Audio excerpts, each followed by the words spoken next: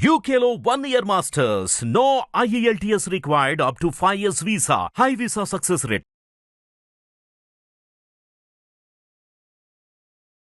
నమస్తే.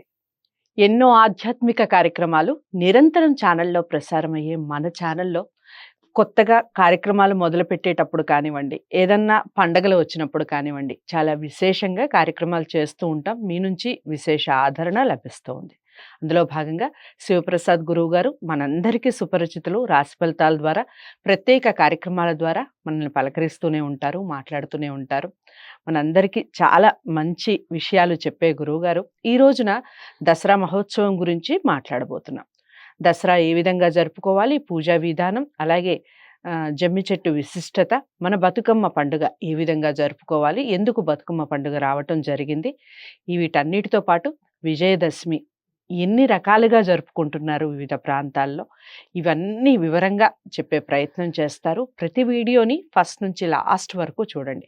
మీ అమూల్యమైన సలహాలు కానీ లేదా కార్యక్రమం మీద మీ అభిప్రాయం కానీ ఖచ్చితంగా కామెంట్ బాక్స్లో తెలియచేయండి. లేదు గురువుగారితోనే ప్రత్యేకంగా మేము మాట్లాడాలనుకుంటున్నాం అనుకునేవారు స్క్రీన్ మీద కనపడే నెంబర్కి కాల్ చేయండి. నమస్కారం గురుగారు. ఆశీర్వచనం తల్లి. గురుగారు, తెలంగాణలోనే కాకుండా ఇప్పుడైతే ప్రపంచవ్యాప్తంగా అందరూ జరుపుకుంటున్నారు. ముఖ్యంగా తెలంగాణలో అది రాష్ట్రీయ పండుగగా కూడా మనకి ప్రకటించడం జరిగింది. బతుకమ్మ, ఎంగిల బతుకమ్మ దగ్గర నుంచి బంగారు బతుకమ్మ వరకు ఈ 9 రోజుల పాటు చాలా విశేషంగా జరుపుకుంటారు. దీని వెనకాల ఉన్నటువంటి వృత్తాంతం ఏమిటి, ఏ విధంగా జరుపుకుంటే అసలు పుణ్యం దక్కుతుంది, మరీ ముఖ్యంగా ఆడపిల్లలకి చాలా ఇష్టమైన పండుగగా చెప్తారు తెలంగాణలో. కారణం ఏమిటి, విషయాలన్నీ చెప్పండి. శ్రీ మహాగణాధిపతయే నమః. ఐం మహాసరస్వత్యే నమః. శ్రీ లలితాంబికాదేవ్యే నమః. అమ్మ, బతుకమ్మ పండుగ సరే, ఈ రోజుల్లో బతుకమ్మ పండుగ అనేటువంటిది ఒక తెలంగాణ ప్రాంతము అనేటువంటిదే కాకుండా యావత్ ప్రపంచమంతా కూడా ఒక్కసారి బతుకమ్మ పండుగ వైపు చూసే విధముగా చూస్తున్నారు, జరుగుతున్నాయి, అందరూ పాటిస్తున్నారు కూడా. మంచి ఎవరైనా పాటించాల్సిందే. అయితే ఒక్కొక్క ప్రాంతంలో ఒక్కొక్క విశేషము అనేటువంటిది ఉంటుంది ఎప్పుడు కూడా. ఇక్కడ బతుకమ్మ పండుగ అనేటువంటిది ఎందుకు చేసుకోవాల్సి వచ్చింది అనేటువంటిది ఒక్కసారి మనం ఆలోచన చేసినట్టయితే, మనకి ఎక్కడ దసరా పండుగ అనేటువంటిది అమ్మవారి యొక్క నవరాత్రులు అనేటువంటివి ఎప్పుడు వస్తున్నాయి అంటే, దానికన్నా ముందు మహాలయ పక్షాలు అనేటువంటి మహాలయ పక్షం అనేది ఉంది. మహాలయ పక్షం దేనికి సంబంధించింది అంటే పితృదేవతలకు పోయినటువంటి వాళ్లకు సంబంధించింది. పెద్దలను గౌరవించుకున్న తర్వాత మనం ఏం చెప్తున్నాము, మనము కూర్చోంగానే తల్లి తండ్రి మొట్టమొదట. అందుకని తల్లిదండ్రులకు సంబంధించినటువంటి రోజులు ఏవైతే కాలం చేసినటువంటి వాళ్ళ యొక్క ఇది మనం చేసుకుంటున్నామో, మాతాపితృభ్యో నమః అని ఉన్నటువంటి వాళ్ళు ఉన్న వాళ్ళకే నమస్కారం చేసుకుంటారు, ఇబ్బంది లేదు. వాళ్ళు వాళ్ళ తల్లిదండ్రులకు సంబంధించినటువంటివి కూడా ఉంటాయి కదా, ఇది చక్రము, కాలచక్రము. తర్వాత మనకు సంబంధించింది ఏమిటి అంటే అమ్మవారి అనుగ్రహం మనకు పరిపూర్ణంగా కలగాలి. అందుకని మాతాపితృభ్యో నమః అయిన వెంటనే మమ, నా యొక్క, నా కుటుంబం యొక్క, మా కుటుంబము, మనమంతా బాగుండాలి, ఆరోగ్యముగా ఉండాలి. ఇప్పుడు మీరు ఈ మధ్య వింటున్నారు చూడండి, విశేషముగా కొంత జ్వరాలు వస్తున్నాయి అందరికీ కూడా. హాస్పిటల్స్ అన్నీ కూడా కొంచెం నిండుతూ ఉన్నాయి. ఏదో వాళ్ళు వీళ్ళు తీవ్రమైన జ్వరాలతో ఇబ్బంది పడుతున్నారు. దగ్గు, జ్వరము అనేటువంటివి కొంచెము ప్రబలేటువంటి అవకాశం ఉంది ఈ కాలం వచ్చేటప్పటికి. మనకు ప్రకృతి పంచభూతాలను అనుసరించి మనం బ్రతుకుతున్నటువంటి వాళ్ళము. మనము జంతువులు అందరం అంతే. అందుకనే జంతువునాం నరజన్మ దుర్లభం అని వచ్చింది. జంతువుల దగ్గర నుంచి మనకు స్వచ్ఛమైనటువంటి గాలి ఎప్పుడైతే పీలుస్తున్నామో మనం బతుకుతున్నాము. దుర్గంధమైనటువంటి గాలి పీలిస్తే ఏమవుతుంది అంటే మనం ఇబ్బందులు పడతాం.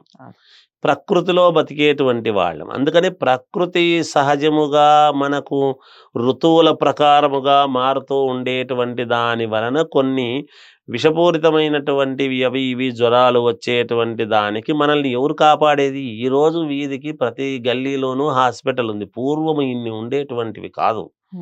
ప్రతిదీ ఏది వచ్చినా ఒక ఏదో ఆకు పసరు అవి చెట్ల నుంచి తీసుకునేటువంటి ఒక నాటు వైద్యం చేసుకొని అమ్మవారికి అనుగ్రహముగా అమ్మవారి దగ్గర పోయి కూర్చోవడం అనేటువంటిదే ఉంది. అమ్మవారిని తలుచుకోవటమే, తల్లి జగజ్జనని లోకమాత అని. దానికి సంబంధించినటువంటి విధముగా మనం ఇంకోటి గమనించాలి ఎప్పుడూ కూడా. కొన్ని పుష్పాలలో, కొన్ని తీగలలో, కొన్ని చెట్లల్లో మంచి చేసేటువంటి దానికి ఉన్నది, విరుగుడు ఉంది. అందుకనే ముంగీస కూడా, పాము ముంగీస రెండు పోట్లాడినటువంటి తర్వాత చాలా స్పీడ్గా వెళ్ళి ఒక ఆకు తింటుంది, తనకు ప్రాణానికి ఇబ్బంది లేకుండా ఉండేది కదా. అది మనకు తెలుసు కదా. అటువంటి ఆకు పసర వైద్యము అనేటువంటిది, ఆయుర్వేదం అనేటువంటిది మొట్టమొదట్లో పుట్టినటువంటిది చెట్ల నుంచే మనకు వస్తూ ఉన్నది. అటువంటి దాని వలన అవన్నీ కూడా పుష్పం, పత్రం, ఫలం, తోయం అనేది. ఆనాడు ఇన్ని విశేషాలు లేవు, ఇన్ని అలంకారాలు లేవు. ఇవన్నీ ఆ రోజు ఉన్నటువంటి పూలు, ఆకులు అన్నీ ముఖ్యమైనటువంటివి వాళ్లకు తెలుసు. ఏం ఆకులు మనకు పనిచేస్తాయి, నాటు వైద్యములు అవన్నీ తీసుకొని వచ్చి అమ్మ దగ్గర పెట్టి అమ్మకు పూజ చేసుకోవడము. అదే మమ్మల్ని బతికించు తల్లి, బతుకమ్మ, మా బతుకుకు ఆధారము కలిగినటువంటిది, మాకు జీవనము గమనాన్ని చూపించు తల్లి, మా బతుకును పండించు తల్లి బతుకమ్మ అని మొక్కుకునేటువంటి మూఢనమ్మకముతో ఆనాడు అమ్మవారిని పూజించేటువంటి విధానంలో వచ్చినటువంటి భాగమే ఈ బతుకమ్మ పండుగ. ఈరోజు వెండి బతుకమ్మ, బంగారు బోనము, వెండి బోనము అని మనము ప్రామాణికంగా మనం తీసుకెళ్తూ ఉన్నాము. కానీ అమ్మవారికి అందులో మనము అమ్మవారికి బోనం అనేది తీసుకొని భోజనం పెట్టడమే బోనం. భోజనము ఎలా పెడుతున్నాము అంటే మనం ఇంటి దగ్గర నుంచి తీసుకువెళుతూ ఉన్నాం. ఆ తీసుకుపోయేటప్పుడు కూడా అందుకనే మట్టి కుండలో పెట్టినటువంటి బోనమే అమ్మకు ఇష్టం. మనం ఏదైనా పెట్టొచ్చు, మన శక్తి కొద్దీ తప్పు లేదు. అలాగని బంగారు బోనం ఎత్తుకున్న వాళ్ళది తప్ప అని కాదు. ఆనాడు మట్టిలో ఎక్కువగా ఉన్నాయి కాబట్టి, ప్రాణం కూడా మట్టిలో ఉంది కాబట్టి మట్టి పాత్రలో పెట్టి దానిపైన ఒక మూకుడు అనేటువంటిది ఉంచి దాని మీద ఇంత కర్పూరము ఉండబెట్టి దానికి వెలుగు వెలిగించి అలా దీపము వెలుగుతూ ఉన్నప్పుడు నడుచుకుంటూ బోనము తీసుకు వెళ్ళటం అనేటువంటిది ఇది. ఎందుకు అంటే దానిపైన ఆకాశములో పక్షులు అవి పారినా చేసినా ఇలా బయలుదేరినా దీనికి పవిత్రత పోదు. దీని పవిత్రత ఎందుకంటే మధ్యలో అగ్ని అనేటువంటిది ఎప్పుడైతే వెలుగుతూ ఉందో ఆ అగ్ని సంస్కరింపబడుతుంది కాబట్టి అలా వెలిగించుకొని అలా మీద పెట్టుకొని తీసుకువెళ్ళేటువంటి వాళ్ళు అమ్మవారికి. అలా బోనాన్ని తీసుకుపోవడం అనేటువంటిది సాంప్రదాయం అమ్మవారికి. అలా మనం అందరూ కూడా ఆరోగ్యముతో, అష్టైశ్వర్యాలతో, మనకు కావాల్సినటువంటి విధానముగా మనము జీవితము గడపడానికి, మనము బతకడానికి బతుకమ్మ పూజ అనేటువంటిది చేసుకోవటములో ఇవాళ ప్రతి వాళ్ళు కూడా ముందుంటున్నారు, చేస్తూ ఉన్నారు. అందుకనే బతుకమ్మ పండుగ అనంగానే పూలన్నీ కూడా పేర్చి, రకరకాల పువ్వులు పేర్చి అలంకారము, అమ్మవారికి పూజ ఎంత అవసరము, క్రియ ఎంత అవసరము, మంత్రం ఎంత అవసరము, మనస్సు అవసరము, చిత్తశుద్ధి అవసరము, శ్రద్ధ చాలా అవసరము. ఆ ఆనందములో అందుకే చూడండి, అసలు ఆడవాళ్ళు ఉదయాన్నే కళ్ళాపు చల్లడం అనేది ఎందుకు పెట్టారు? వంగి ముగ్గు వేయడం అనేటువంటిది ఎందుకు పెట్టారు? ఒక నడుము మీద బిందె మోసుకొని రావటం అనేటువంటిది ఎందుకు పెట్టారు?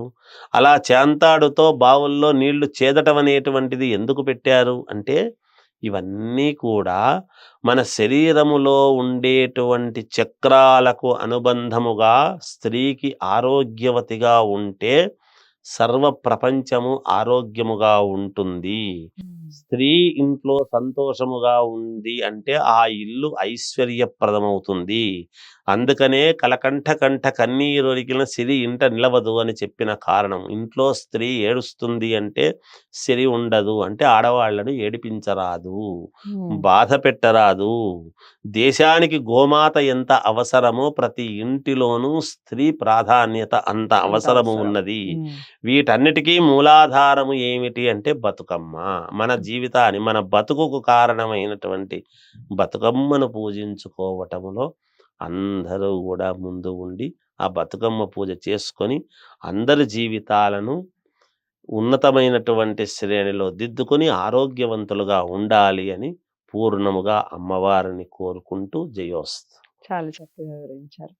బతుకమ్మ విశిష్టత ఏమిటి? ఏ విధంగా జరుపుకోవాలి? చాలా చక్కగా వివరించారు గురువుగారు. అలాగే శ్రీమూర్తి, ముఖ్యంగా ఇంట్లో శ్రీమూర్తిని ఏ విధంగా గౌరవించాలి? విషయాలన్నీ తెలుసుకున్నాం ఈ వీడియో ద్వారా. మరి వీడియోని అందరికీ షేర్ చేయండి, లైక్ చేసి ఛానల్‌ని సబ్స్క్రైబ్ చేసుకోండి. గురువుగారిని కలవాలి అనుకున్న వారు ఎవరైనా ఉంటే, జ్యోతిష్యరీత్యా లేదా వాస్తుకి సంబంధించి ఎవరైనా కలవాలి అనుకుంటే స్క్రీన్ మీద కనపడే నెంబర్‌కి కాల్ చేయండి. మరో మంచి వీడియోతో మళ్ళీ మీ ముందుకొస్తాను. నమస్తే.